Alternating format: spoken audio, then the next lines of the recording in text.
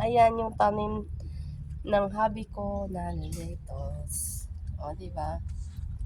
Oh, beautiful. Binibenta po ito namin.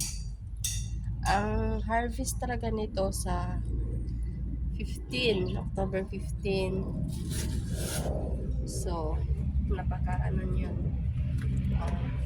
50 each. Sa akin, 50 isa nito. Isang ano. Ayan. Kasi malinis siya, maayos. Ito si Locarno. Ayan, si Locarno. Variety ng lettuce na Locarno. O, Locarno daw yan. Locarno.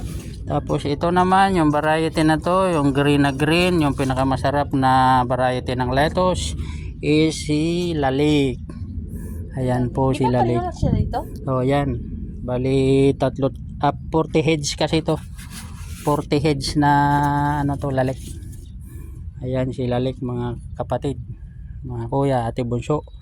Yan po yung ating Lalik. 2 styro yan, 40 heads. Tapos ito namang Lalaki pati. ito si Locarno, hanggang dito Locarno.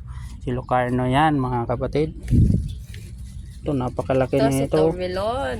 Ayan, Tourbillon. Tourbillon. Ayan, Si kunin mo. Tourbillon, medyo late yung ano. Yan, dalhin mo yan kasi nag-ano na siya. Ayan, ito oh, si Ayan pa rin dito. Locarno. Si omelette.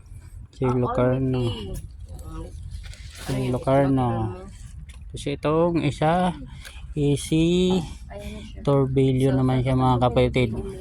Kasing ano siya, green na green din. Green na green din siya, katulad ni Lalik. Ayan, si Tourbillon.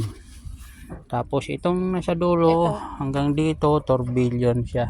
Tourbillon. Itong tatlo Tourbillon. Ito naman si Olmete na to, yung itong parang bouquet sa kasal.